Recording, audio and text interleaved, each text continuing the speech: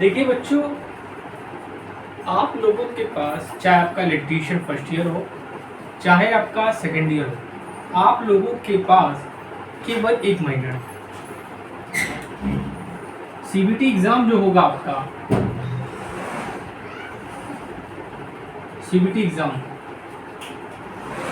2024, इसके लिए ये कब से होंगे? 7 अगस्त से 27 अगस्त के बीच में होंगे। आप लोगों को मैं बताना चाहता हूँ कि अभी तक आप निम्मी के क्वेश्चंस पढ़ के आते थे, निम्मी एमसीक्यूज, निम्मी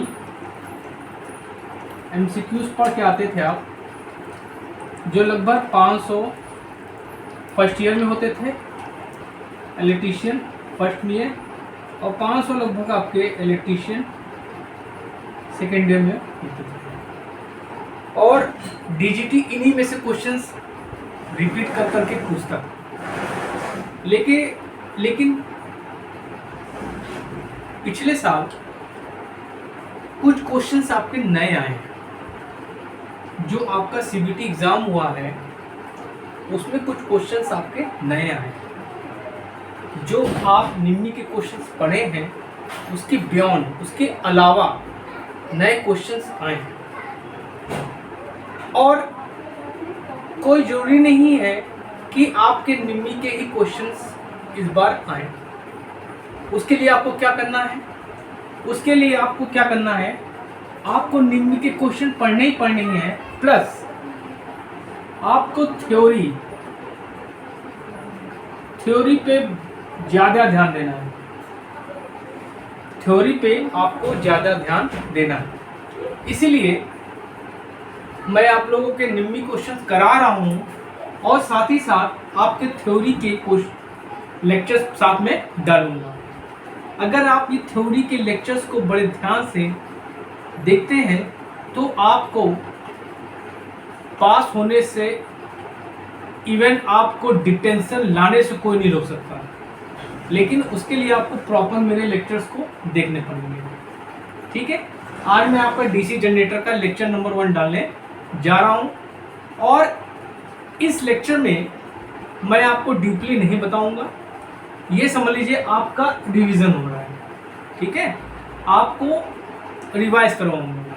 ठीक है, और अगर आपको डीपली नॉलेज चाहिए तो आप मेरे चैनल के प्लेलिस्ट में जाइएगा। वहाँ पर डीसी जनरेटर का मैंने लेक्चर पूरा दिया है, वो लगभग 3 घंटे का है।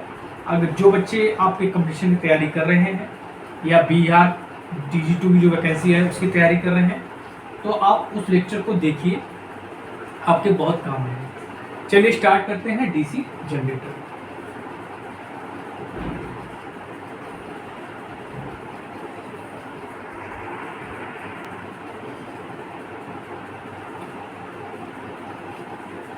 अब देखिए डीसी जनरेटर है क्या। आजकल एसी का जमाना है। क्या है?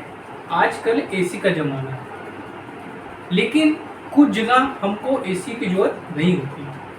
छोटे छोटे पैमाने में, छोटे छोटे कार्यों में हमको डीसी की जरूरत होती है। जैसे आपका बैटरी चार्जिंग है, बैटरी चार्जिंग में हम लोग डीसी जनरेटर का प्रयोग करते हैं। तो जहाँ पे हमको छोटे कार्यों के लिए हम लोग क्या करते हैं? डीसी जनरेटर का प्रयोग करते हैं। ठीक है, ये क्या होता है?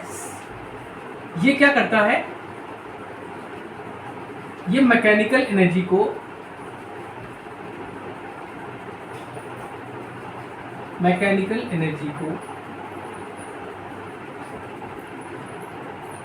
इलेक्ट्रिकल एनर्जी में बदलता है। इलेक्ट्रिकल एनर्जी में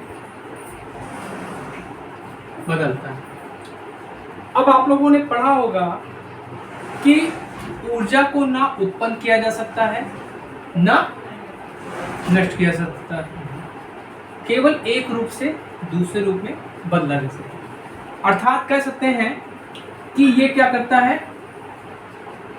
ऊर्जा संरक्षण के नियम को फॉलो करता है। ऊर्जा संरक्षण के नियम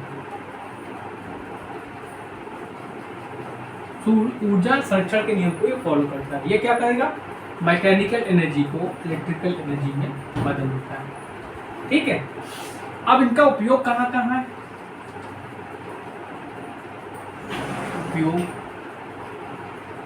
देखिए, उपयोग भी आपको जानना चाहिए क्योंकि आपसे पूछ सकता है। ठीक है, इसका कहाँ कहाँ प्रयोग होता है?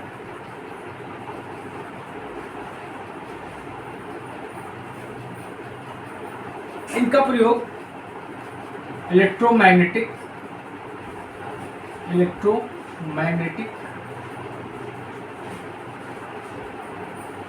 परमानेंट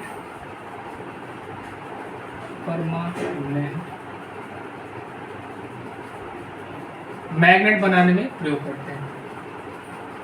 डीसी जनरेटर का जो प्रयोग है इलेक्ट्रोमैग्नेटिक और परमानेंट मैग्नेट बनाने में प्रयोग किया जाता है।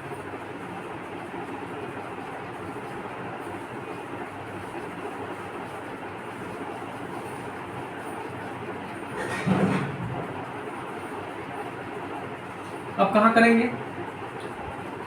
इनका प्रयोग हम लोग डीसी ड्राइव्स में करते हैं। कहाँ करते हैं? DC drives. देखिए, आपका एक चैप्टर भी है एसी ड्राइव्स, डीसी ड्राइव्स, उसको भी मैं पढ़ाऊंगा। ठीक, एक महीना आपके लिए गोल्डन महीना है, उसको यूटिलाइज करिए अगर आपको डिटेंशन माननी है 90% के ऊपर। ठीक है,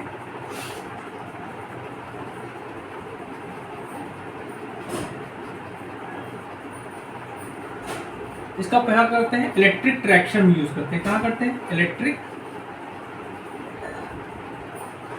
ट्रैक्शन इसका प्रयोग करते हैं। आजकल आपने देखा होगा कि इलेक्ट्रिक ट्रेनें चलती हैं, ठीक है, तो उसमें हम लोग क्या करते हैं? डीसी मशीन्स का ही प्रयोग करते हैं। ठीक, और कहाँ यूज करेंगे इनका प्रयोग हम लोग?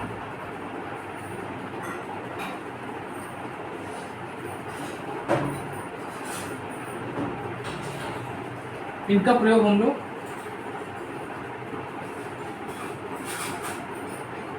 डीसी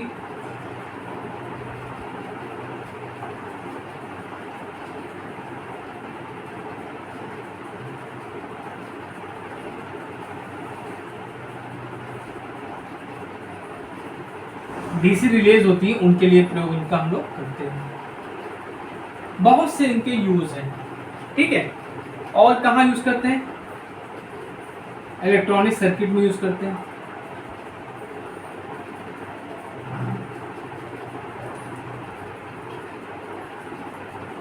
तो ये सब जो डीसी मशीन्स हैं इनका हम लोग छोटे पैमाने पर प्रयोग करते हैं। ठीक है, लिख लीजिए।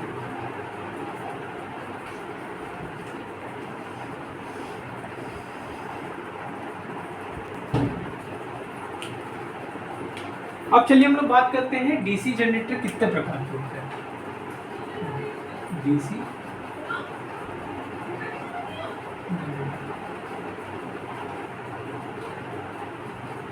एक होता है आपका सेल्फ एक्साइटेड, एक होता है आपका सेपरेटली एक्साइटेड। ठीक, सेपरेटली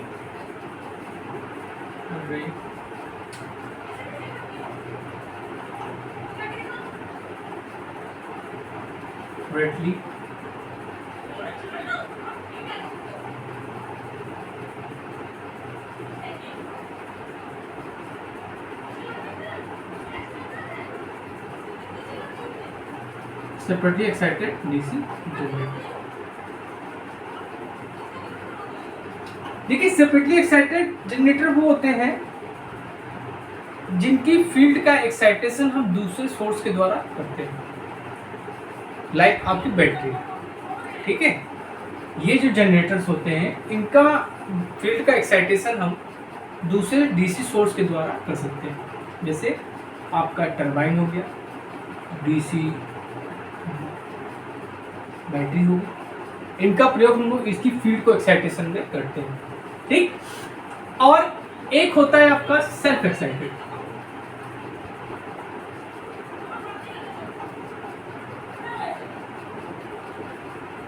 एक होता है आपका सेल्फ एक्साइटेड। सेल्फ एक्साइटेड मतलब इनके अंदर क्या होता है, रेजिडुअल मैग्नेटिज्म का गुण पाया जाता है, मतलब अवशिष्ट चुंबकत्व का गुण पाया जाता है, मतलब इनकी फील्ड को एक्साइटेशन दूसरे सोर्स के द्वारा नहीं करना पड़ता। अब ये होते हैं आपके 3 प्रकार।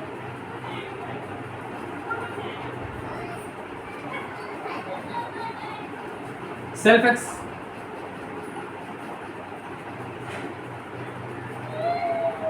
Shunt bound DC generator. Shunt bound DC generator. दूसरा होता है आपका सीरीज बाउंड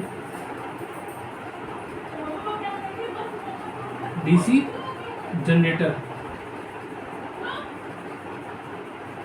और एक होता है आपका कंपाउंड बाउंड डीसी जनरेटर। ठीक है, ये आपके डीसी जनरेटर के प्रकार हैं, इनको आप नोट कर लीजिए, फिर आगे पढ़ते हैं।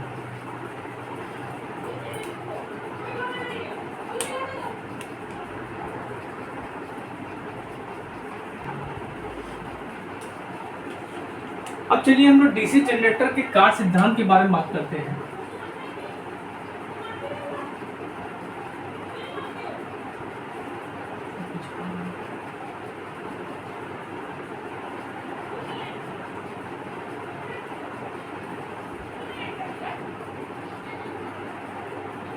कार्य सिद्धांत, ठीक, देखिए कार्य सिद्धांत क्या है।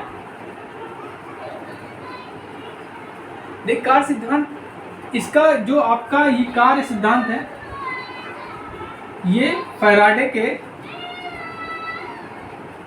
फैराडे के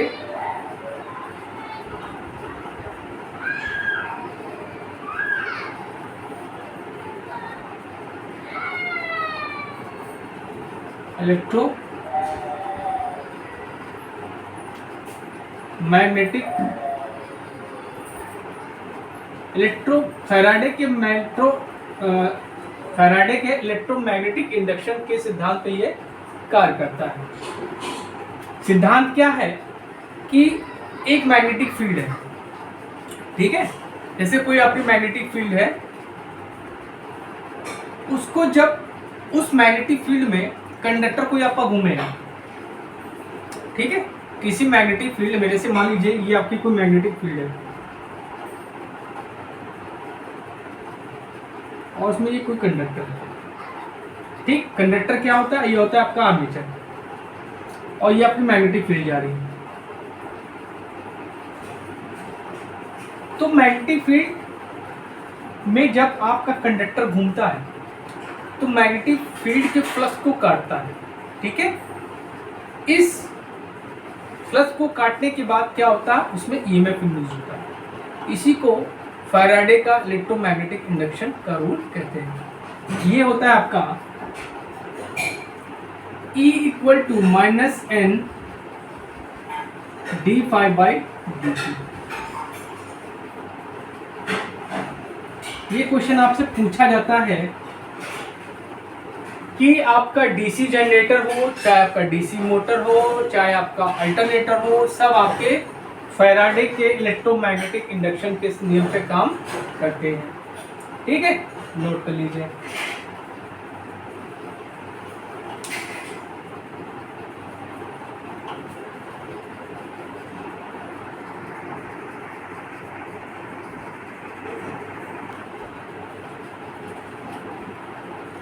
अब हम लोग डीसी जनरेटर की बनावट पे डिस्कस करेंगे।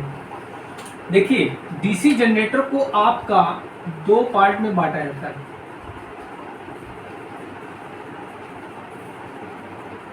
एक होता है आपका स्टेटर, एक होता है आपका आर्मेचर, ठीक है। डीसी जनरेटर को हम लोग 2 पार्ट्स में डिवाइड करेंगे। एक होता है आपका स्टेटर, एक होता है आपका आर्मेचर, ठीक। स्टेटर में क्या होता है, मैग्नेटिक फील्ड जनरेट होती है और उस मैग्नेटिक फील्ड को आपका आर्मेचर काटता है, जिसके कारण आर्मेचर में ईएमएफ इंड्यूस होता है। ठीक, अब स्टेटर के पार्ट्स के बारे में डिस्कस करेंगे। पहला इसका पार्ट होता है आपका योक। क्या होता है, योक। इसको फ्रेम भी बोलते हैं या कवर भी कह सकते हैं, कवर फ्रेम। हिंदी में इसको बोलते हैं ढांचा। ठीक, उसके बाद दूसरा पार्ट आता है आपका इलेक्ट्रोमैग्नेटिक पोल्स।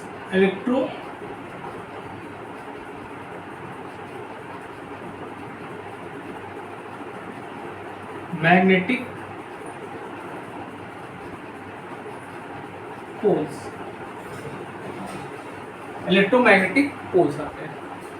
उसके बाद आपका पार्ट आता है magnetic pole core. Magnetic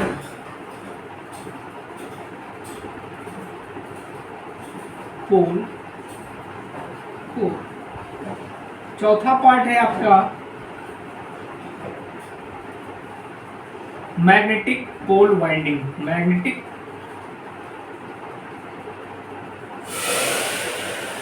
pole winding. उसके बाद अगला पॉइंट है आपका पोल शू। मैग्नेटिक पोल शू।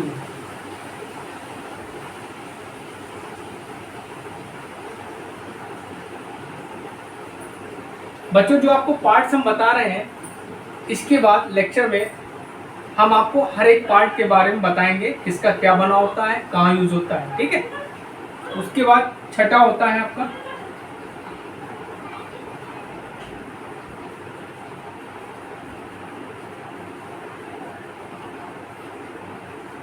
End plate.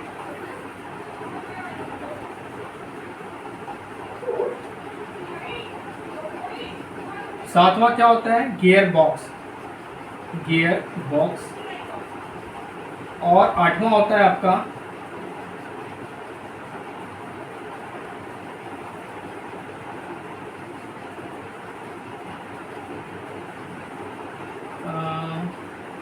ये होता है आपका ब्रश गियर होता है। क्या होता है, सॉरी, ब्रश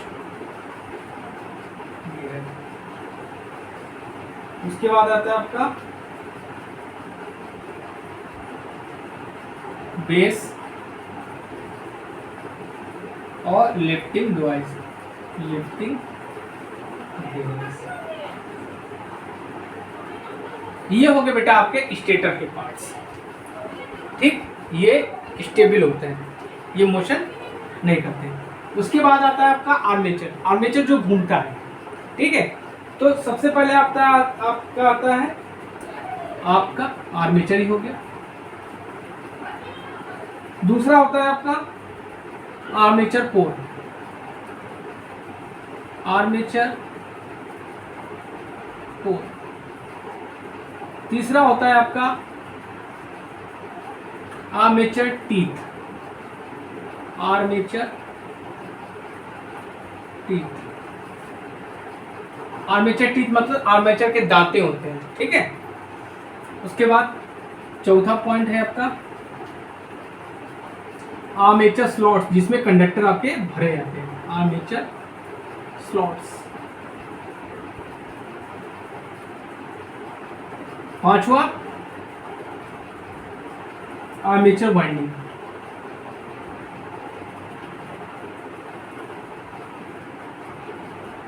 आर्मेचर वाइंडिंग। छठा कम्यूटेटर। बहुत इंपॉर्टेंट टॉपिक है कम्यूटेटर। कम्यूटेटर को हिंदी में बोलते हैं दिक् परिवर्तक। क्या बोलते हैं, दिक् परिवर्तक। सबके बारे में बताएंगे बच्चों आपको। बेयरिंग।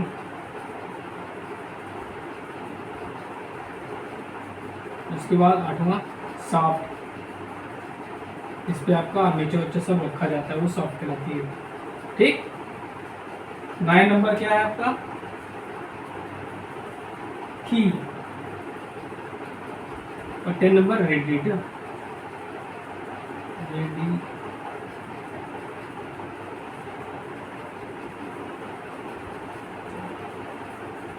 तो ये आपके क्या हो गए, डीसी जनरेटर के पार्ट्स हो गए, इनको लिख लीजिए, बहुत इंपॉर्टेंट है।